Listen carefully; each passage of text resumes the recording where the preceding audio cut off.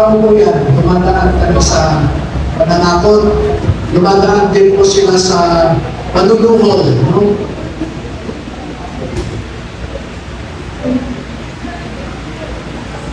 Siguro sa hapon na ito ay hihingi ako ng ilan sa kanila na papasahin ang kanilang initial na affidavit. Dahil kung maalala po ninyo, noong June 4, ay hiningi ni Senator Marcoleta na mag-execute ng individual na affidavit. At ilang gabi na po akong napupuyat, iniisa-isa po sila. At sa katotohanan, kanina umaga lang ako natapos na mag-print dito sa initial nila na affidavit. Hindi ko pa po sali sa kanilang affidavit yung mga picture, no? Na ibinahagi nila sa akin. So, pwede po ba?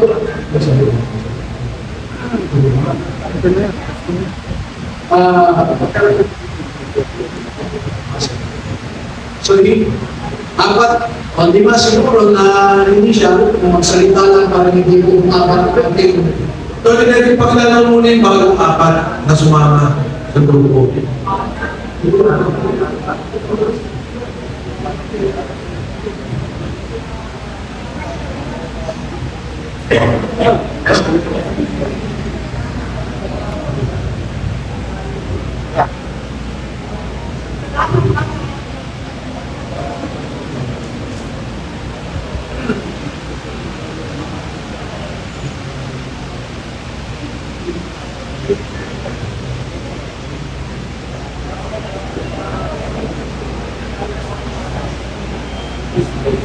Kung natin kasamahan, no?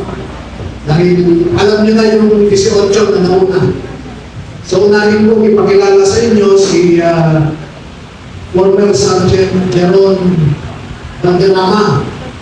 No? Dati itong membro ng Philippine Marine Corps.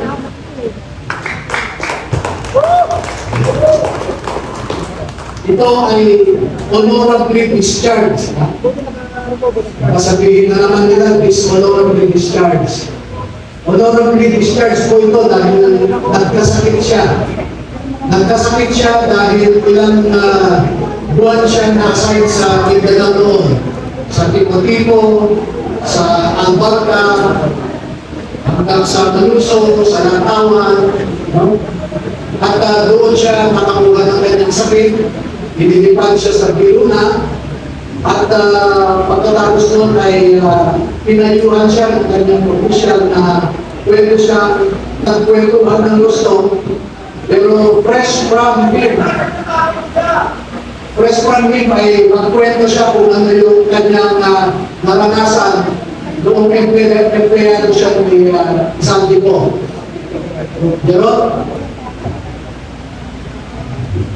meron po sa inyong lahat, mga kabayan, mga Pilipino. Ako po si Jeron Gabriel Madrama. Ako po siya doon na gagawin ko lang namin sa palitan lang po natin dito sa Manila natin ko ng probinsya. Una-una po kay former speaker, dahil po sa supporting Darcy South Province Park po. Bali po dalawang beses ko dyan nakapag-deliver. Yung unang po, balitan ko kami yung sasakyan. Ako po yung security doon sa linkang na driver po doon, si Henry Opina. Then nakasagit po sa akin yung dalawang kasi sabi ng ibang samahan na sila dyan po sa mag-excite. Tatlo po kami noon. Ang nilalang ko noon is nasa 30 na manetas na ang musiko karamihan doon ay 4 large. Large amount po. Then yung sumunod po doon sa nasabi kong lugar, tabi lang po, Remark Excite, and then si Ranjit Pala, yung driver ko noon. Bali, ang delivery ko kami doon sa 14 na resting, hindi po mawawala sa pito. small kilometers. At sumunod po kay Senator Erwin po, kita po sa nung time po yun, may meeting po si boss. Diyan sa may Mario Restaurant, sa may Tomas Morato, tipo, Quezon City. Kami po yung, advancing po. At meron po, meeting sila doon. Nung dumating na po, Senator Erwin at si Boss, sila pa yung unang pumasok doon sa pintuan ng restaurant. Papasok doon sa loob. Then, yung dalawa po sa sakyan na parehas na white van, pabilisan lang po yung transaction na maglilipat ng dalawang medium size na kalena. Ano po noon ay 40 to 50 milyon na laman. Then, ang sunod po noon, Chris ko sa pag-deliver ay doon po kay Toilet Chairman George Garcia. Diyan po sa... Dali po sila ng Dasang Tower, no? Then kami, andun kami sa may counter, sa Perry Estate, Coronel de la Rosa. Bali, ang kasama ko po si Martin Sai at si Senator Pagapunet. Tanggal po namin ay yung hand carry ng paper, hand carry bag, quality print. Kasi, at doon po sa unahan, ang muna po lamang sa amin ay yung driver niya. And binuksan ni Martin Sai yung doon sa right side doon, binuksan sa driver ni George Garcia. Then, makalagpas po na mga ilang metro. Nagkasalubong po sa ni George Garcia, then lumapit din po si General George Garcia, then binuksan po din na Martin Sai yung senator, then pinabot po yung receiving copy. Yun po nasa ko doon. Then, tinanong po si Martin Sai, sabi ko, Guzman, magkano po yung laman ng pera na yun, sabi 10 million lang po. Ilang po maraming salamat po. Yan yung unang dating nila sa December 20 yung ICC investigator po. Alam mo yung pangalan? Si Manala ko sir, si Robin Prof. Ang ano niya. Kasama din nila siya sa linya sir. Next. Ito, kanino to? Ito sir yung accommodation nila sa baba ng mga ICC investigator sa Setalines Makati po yan. Mayroon pong kapihan dyan sa baba na Setalines Makati. Basta dyan po lang silang tumatambay sir pagkatapos ng mga activity po nila. Kaya Yung tatlo sir na babae, ICC investigator po yan. Nasa gitna po yung Mino, si Chantal Daniels. Malala mo kung anong year to? 2023 po, December 10. Next. Ayan po si Chantal Daniels po. Sinusundan po kasi namin siya noon eh. Advice din po ni Mark Texay na kahit ayaw nila, sundan po pa rin namin. Naglalakad-lakad sila sa Makati po. Kaya as proof po na nag-ano kami ng duty namin, ginagampanan namin, sinisekreto ko kumukuha ng picture. Tapos sinisend ko sa group chat namin. May kasama ka dito kung kasama mo sa security? Yes sir, si Master Sergeant Romil Galapon, si Sarge Laruda, kasama ko no. At saka si Sarge Tumbuo. Next. Yan naman po, mayroon po kasing marketplace doon sa malapit po sa Setalines. Pumunta po sila doon. Then nakuha ko rin po ng picture. Yung dalawang lalaki ko, kasama rin po yan nila Chantal Daniels. Sarge, ilan sila lunan dito? Kasi may babae, may lalaki kang tinuro kanina eh. Maalala ko sir, nasa mga 7 sila o 8 sir na investigator po na lumaki. Magmula airport, sundo, hanggang sa pag-alalay, kayo kasama. Yes sir, araw-araw po yan. Kotse, inyo. Yes sir, kotse po ni Salito. Kung may balik niyo po kanina doon sir, may ginamit po kaming dalawang, sige pa po, pabalik. Yan po. Yan po ang ginamit namin pagsundo. Ito po yung installate na puti, bago pa pumil noon. At saka itong GMC na black po, bago rin po yan.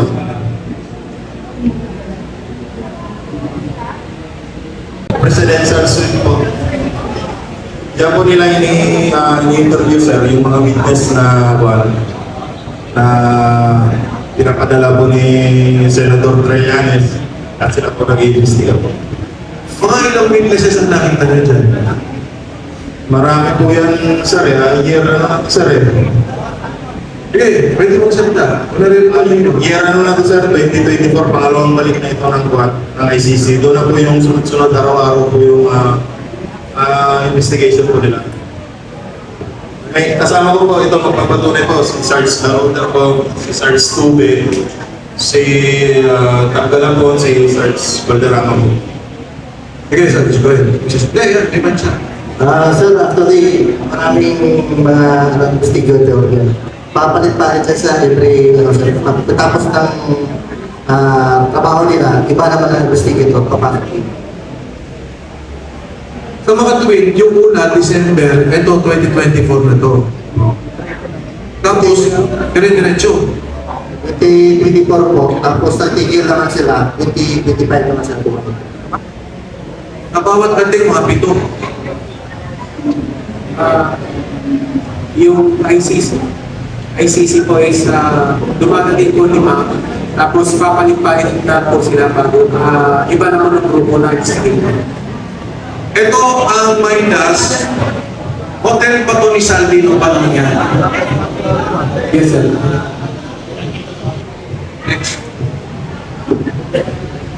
Ayaw rin po yung kasama po yung karugtong po yan ng kuhan sa dining kanina. Pagka wala pang kumuhan, yan sila nagpapahinga. Sa Midas din po yan. Doon sa mga pag-interview na nakita niyo, sino mga Pilipinong opisyal ang nakita niyo doon? Ang maalala ko po, yung inimbestiga po nila, sir, ang nagiging witness po. Yung pwede naman yung witness o kung naalala niyo, kung mismo may mga opisyal ng gobyerno na kasama. Ay hindi ko po alam kung official si Senator Trillanes po noon pero siya po ang unang na-meet nila. Then, yung sa mga witness naman po, maalala ko si dating mayor po, Jed Mabilo po. Ako po kasi ang nagsundo sa kanya sa lobby sir papunta sa taas. Sa akin, sir, ang nakapag-meeting si Sunny Terlianes, si Golan Torre, at saka si DOJ Secretary Boy Grimolia. Nung time na ako na nagpalit kay Mark. Ulit. Dahan-dahan. Ulit. Nung time na ako na nagpalit kay Mark, nung 2 months. Mark Texay. Yes po. Okay. Bali ako na po yung assistant ng ICC. Nakita mo ang nag-meeting dito. Sa Midas. Yes, sir. Sa Midas. Yes, sir. Iba ba yung sa bahay ni Ombudsman Boying? Yes, iba yun, sir. Then, miniting din namin yung pumatay kay Kian dun sa Bilibid Prison, yung 3 pulis pa. Kasama yung ICC na ang direct contact namin si Senator Trillanes. So yung dito sa meeting na to, na kasama si Senator Trillanes, si Boying at saka si General Torre, pinatid mo? General Torres, sir, sa bahay po niya sa BNR. Sa Bel Air. Dito, Correction sir, dito sa Midas sir, puro witness lang po ang witness lang ang meeting nila sir. Yes, sir. Kadalasan lahat mga pulis po ito. Marami pa yung iba, sir, di lang namin matandaan sa dami ng miniting ng ICC. Halo-halo na hindi na namin matatandaan yung ibang pangalan. okay, next. Ito naman sir yung holding area. Kasi minsan nagsasabay yung witness sa Midas sir dumadating. Kunwari sir may dumating na bago, yan muna namin nilalagay sir sa kwarto na yan. Then bago, pagka natapos yung naunang meeting po, sila na naman. Yung mga witness, sinusundo nyo rin. Yes sir, sa Bahay ni Senator Chase Escudero daw. Go ahead. Sige. Actually, sir, yung address po, sir, talagang hindi ko po, sir, tungkol, sir. Kasi advance tip kami nun, sir. Bali yung nakaalam, sir, yung driver namin, sir. Okay. Pero, sir, dyan, sir, sa loob ng bahay niya, sir, kumain pa kami dyan, sir. Ang ulam namin, hipon, kasama ko yung mga katulog niya, sir. Sana all, papasok. Search na yun. Bayo ka search para... Hindi, sige sir. Search na yun. Sige, kwento mo lang. Hindi mo na kailangan. Kasi noong 2024, mula ulit noong CPC, kasama ako sa Gamboy, papunta sa Purpwede Santiago bilang security detail at pupunta kami sa bahay ni Senator Francis Escudero sa Gamboy Street Corner Ernatin, New Manila. Nagatid kami ng 4 na malita na may iba-ibang sukat. Yan na po, sir. Search, itong picture na to, yung kinikwento mo, isa yun o iba pa? Yan na po yun. Pati i-support ko lang. Yan mismo sa loob yan ng nag-unload ng malita. Sino tong tatlong nakatayo to? Ako yung gumawa niyan, sir. Security niya po yun, sir. Okay. Ako yung gumawa niyan, sir. At kasi kami niya. Pero pag nakita mo siya, identify mo. Yes, sir. Tao siya ni speaker. Yes, sir. Hindi siya military. Hindi po, sir. Sabihan mo. Next.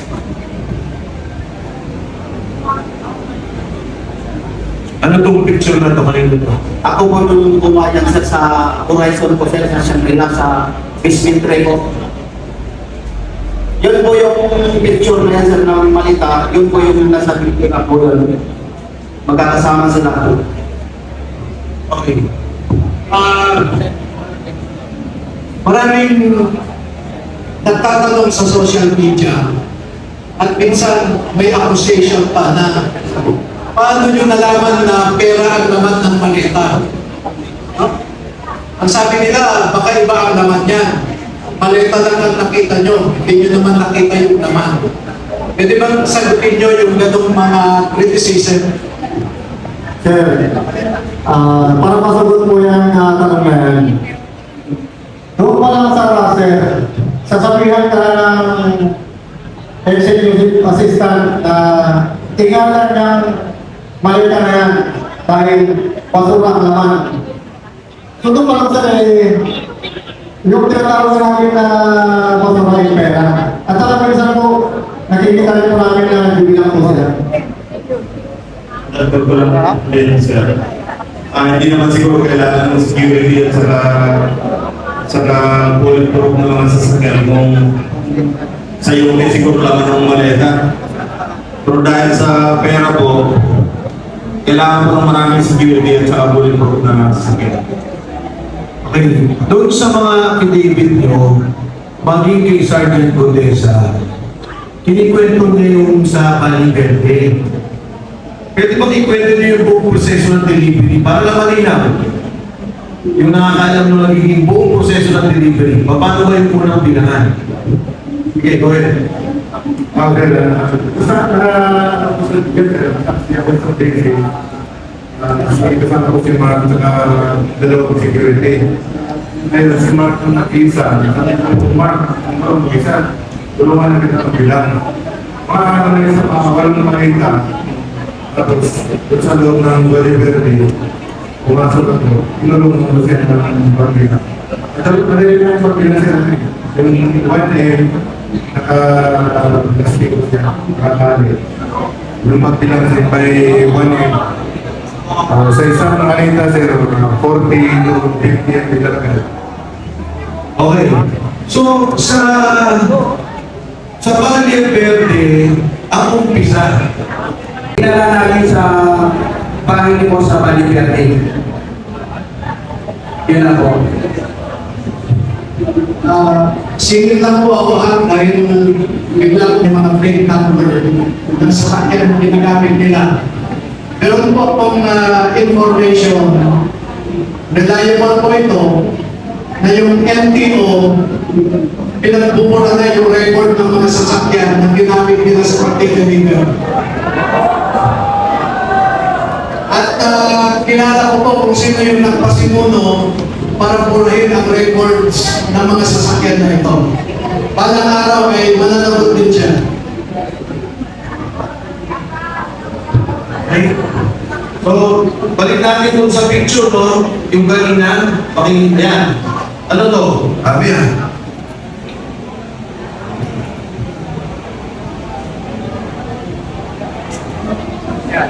Pakinggan kahit sino.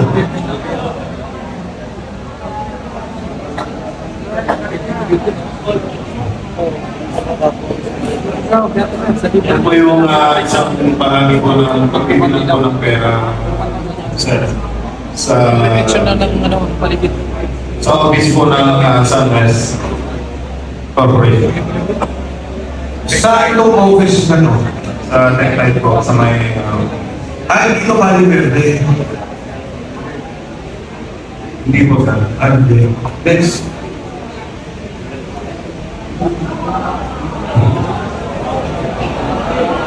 Saan ito? doon din po yan sa office din po yan. Meron ba kayong money Dami, oh. camper o ganyan na lang ang bilangan? Ay, yung counting machine po yan sa maraming po yan. Pero minsan sa pagpapalitan po sa amin, sulit yun po yun. Pagpapalitan po yun. Ito, ano lang, may mga oras pa na nababawasan yung pera sa pag-deliver sa inyo. Pag-deliver ninyo. Grabe, magre-reklamo kay Mark o kay Paul. Kulang. Meron sir, nagre-reklamo yung kay Omro Matis po. Minsan kulang po yung delivery. Magkano daw kulang? Hindi ko lang kung magkano sir, hindi yung dito mawawala sir. Isang beses lang nangyari yun. Hindi lang isang beses sir, bawal delivery po kulang. Kukupitan din sila eh. Pero sir, hindi kami kumuha ng delivery po. Paano sana kami sir? Diba? Ayun si Torre. So, makatuwid, napapirma naman yung labing, diba? Diba? Napapirma. Ang ginawa kasi namin nun, sir, nag-usap kami na hindi kami pumarma ng time na yan, sir. Ang bali, ang ginawa nila, sir, may box na kami. Pero napapirma pa rin kami, sir. Napapirma. Ano pa ang pinangako sa inyo dyan? Trabaho po. Yan po. Kagawa daw po siya ng security agency. Tapos, yan po. Kapalit po nung mga cellphone at saka yung mga hindi na po kami lalabas. Hindi, Katunayan niya sir, yung ibang tropa, nandun sa agency ngayon, mga 28 mga tropa na nandun ngayon. may 28K kasama na nandun sa agency ngayon. Wala namang pananakot. Yun, hindi naman masabi ng pananakot siguro sa kasi parang doon na pinanakuha ng trabaho saka hindi na magsalita.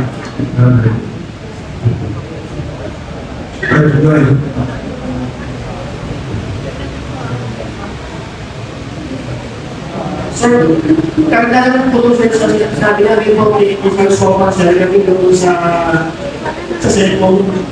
Kung kinakalitan po niya sir, nagkaroon po niya sir ng majority na ilan ng cellphone. Ito po yung isa sir, yung kasi sofa po sir ay iPhone 16. Ano po yung isa sir is Samsung S25 FE.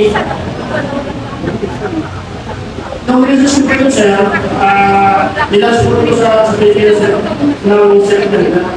Tapos, pinigil ko sa speaker forward, sir, na yung may batch po yung pinigil ko, last week sa discrepancy.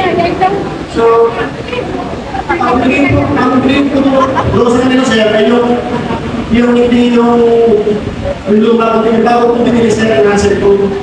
Kaya nabalita po ng yung isa kanila. Tapos po doon sa edit, sir, sa pagkakaano po sir, may tinayin po sa rin nandun. Bali, nakapasok po ito po ni Sir Sunesa, sir, noong December 19 until hanggang March 15, sir. Ano po po sila dito, sir, kung nakakapag isa ng kanila? Sa tingin nyo, kung ipapatawag yung mga kasama ninyo, mapapatutuhanan lang ang sinasabi nyo ngayon. Building ni Tito Soto. Bali, ako yung advance team leader. Kasama ko yan si Valeria, si Logan Valeria. Sino itong kinuna mo na litrato? Ako yan, sir. Kasi yung advance ko niya, bali, inibig ko na ito, sinilip ko sa Viber group na ma-important ko para award na ito. Thanks.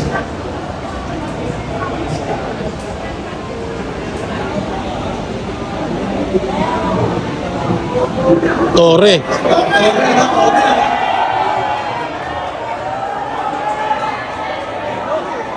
Ayong answer. Ayun pa. Hanggang po natin mga kasama. Ang time po na lumabas si Dr. Lito sa September 20. Sir, saka. Balik lang po para malinaw naman din natin. Sir, sige. Go ahead. Ito po yung time na yung lumabas na po si Dr. Lito sa September 25, 2025. Inumpisahan na kaming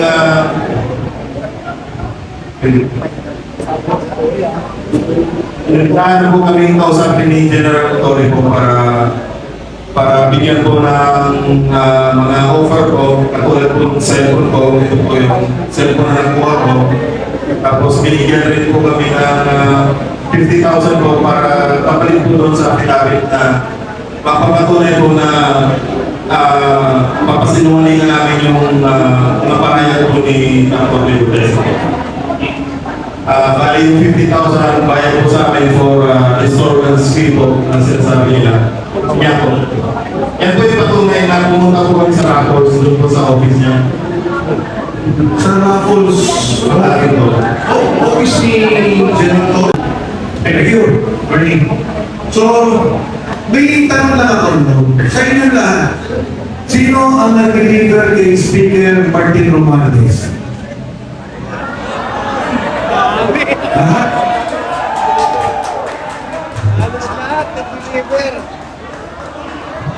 Ipasa niyo yung mic ha, sa delivery ng pera, hindi ibig sabihin kay Martin. Sa delivery ng pera, ilang beses kayo nag-deliver. May delivery sa mga, sabi niyo sa secretary, meron, tama? Tama? Congressman, senador, tama? O sige, pasahan naman, ilang beses kayo nag-deliver ng pera, total. Yes, magandang po. Actually, ako lang witness ko yung pag-deliver ng pera doon sa Aguado.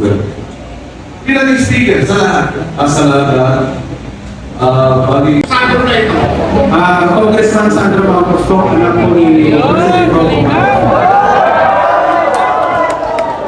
Paano ba naman nakakasiguro na itong tumanggap ng baletang dala-dala nito mula Maynila na itong si Congressman Sandro Marcos?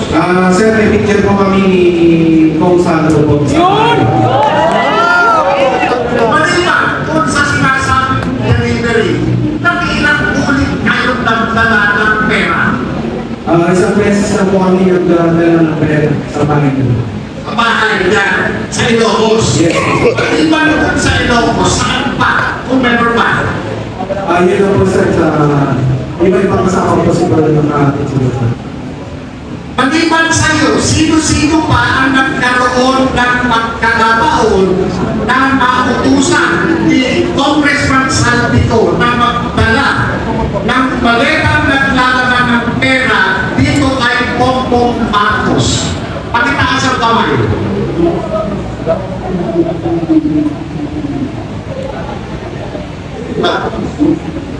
Wala na? Kay Adrian Bersabil, meron ba?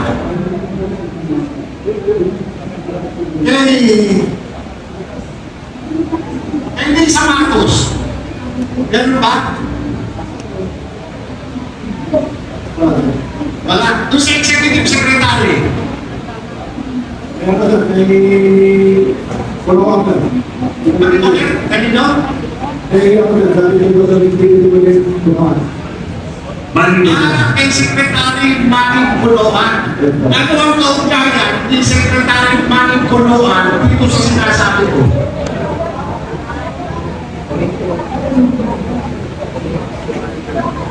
Siya sir na peligro. At siya lang po yung peligro. Kasi ano yung Nasa siya. Sorry, no? Maliban po kay Manny Buloan, mayroon bang senador na nagkaroon kayo ng pagkakataon na mauusan na magdala ng maleta? Mayroon ba? Taas naman. Masaya sa Senator Teguso. Hindi na sa pagkakita. Meron? Senator Tito Soto. Andyan yung slide kung alin, may pakikita. Ay, Senator Tito Soto. Ay, kanila. Ayun. First May, ito kay Senator Tito Soto, hindi ikaw yung nag-deliver ka, di ba? Tama? Bali, advance party kami sir sa team namin. May advance party, may close-in, may marketing. So, kami yung team advance sa kami. Nagdala ka ng balita.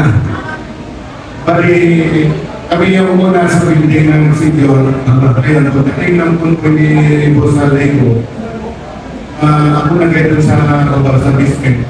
Tapos, ginawa ng kulma yung malita. Tapos sila ni Boss, pagkat sa elevator, yung dalawang malita, tapos ginulungan mo. Yung kasama ni Congressman Sandy ko that time, active police officer. Yung school niya si Police Major Termino Gitchoso. Gitchoso. Kaya yung si Police Rana. Ito bang si Victoso, si Major Victoso, active pa ba? Pinili sa PSPD. Paano ma-unit naman? PSPD na po natin sa PSPD. PSPD. Pero ngayon, Hindi ko na monitor sir. Kasi wala na sa ito yung sinasabi na security officer dito si Congressman Santiago. Opo sir. Ito rin ba yung kaparehong tao na kasama doon sa nagdala di umano ng mageta sa tanggapan ni Tito Soto? Opo sir, kasi kasama siya doon sa convoy. Siya yung close friend ni Boss. Siya yung ISO. Kasama siya sa elevator partner. Meron akong gusto linawin dahil mayroon akong napanood na ayon dito kay Senator Tito Soto na di umaluktas siya yung limousine doon sa parking ng building kung saan yung sinasabi mo na umikot pa. Ano ba yung totoo nun? Yung dumiretso sa labas at umikot doon sa Kasi yung sa site on, sa video, yung entrance ko ng lobby. O sa sunod, yun yung papuntang basement. May video ako niyan. Sinito nun sa driver, sabi ko, kasi yung service niya, GMC, bulletproof na GMC. Ibig sabihin, so ito no, dahil kapanood ko yung video, yung nagpapaliwanag si Senator Soto at sinabi nga Po mga banateros, ang tindi ng mga tinuro. Tinuro po ng bagong testigo etong si Senator Chis Escudero. Itinuro din si Torre, si Tito Soto, si Chairman George Garcia, no? At Erwin Tulfo na mga nakatanggap ng mali-maletang pera. No? So, nasa video natin na tina-upload ko naman din diyan sa Facebook, ina-upload ko rin sa YouTube. So, doon yung makikita yung mga picture, mga ebidensya na ipinapakita ng mga bagong testigo laban dito sa mga senators at kilalang individual na nakaposisyon po sa ating gobyerno. So grabe no, ang tindi ng mga pasabog ngayon ng bagong testigo nitong mga dagdag kasamahan ng 18 Brave Marine. So ang pinakamalapit dito may video pa at may picture dito kay Senator Chis Escudero at dito sa building na pagmamayari daw ni Tito Soto. So abangan nyo na lang sa mga upload natin.